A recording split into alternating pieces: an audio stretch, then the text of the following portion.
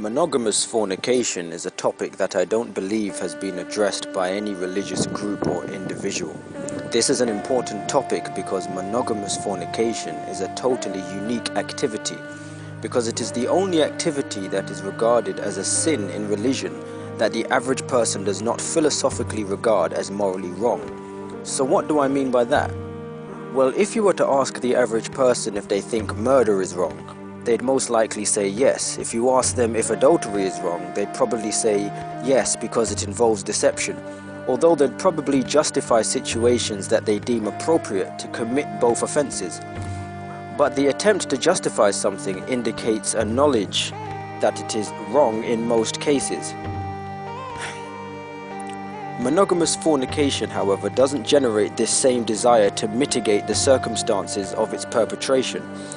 To suggest that monogamous fornication is morally wrong to the average person would seem as absurd to them as suggesting that eating a slice of toast is morally wrong. Its acceptance has reached a level of normalization that doesn't even invite philosophical debate and dogmatically barks at anyone who doesn't advocate it. So what is the reason for this religious wonder of the world that clashes so strongly with popular opinion?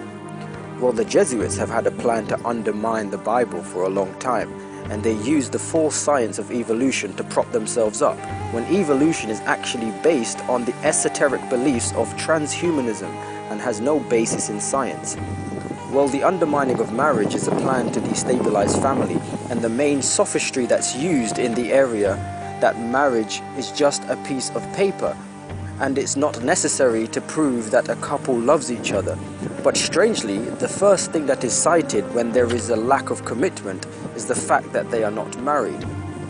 Even if marriage is just a symbol, why actively resist an institution that has existed for thousands of years, which publicly demonstrates love? It's the avoidance of a contract that demands faithfulness. The undermining of marriage is related to the undermining of God, because marriage is actually the dedication of a relationship to God, and He demands us to come to Him and get His blessing before we engage in the sacred act of sex. Sex is a spiritual thing in all belief systems, and what the general public don't realize is that fornication is a pagan practice. The pagan Romans practiced orgies and normalized prostitution, and the undermining of marriage is the first step in dragging the world into sexual perversion, because there are only two sexual cultures, commitment and promiscuity, and monogamous fornication is the clever design that sits cunningly in between the two, ready to pounce on sexual restraint and corrupt morals further.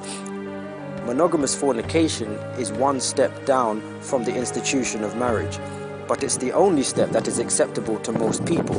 That's why it's so effective. For example, most people don't really agree with homosexuality, even though the Jesuits bully people to accept it by excluding them from middle and upper class educated circles and punishing free speech against it. But going one step from marriage is removing the seal of sexual morality. Sex is spiritual, but evil doesn't announce its presence like God does. So the true dichotomy is you're either with biblical sexual morality or pagan licentious revelry, which has its beginnings in monogamous fornication and its depths in pedophilia, bestiality and necrophilia. This only seems absurd if you remove the spiritual aspect of sex from the equation.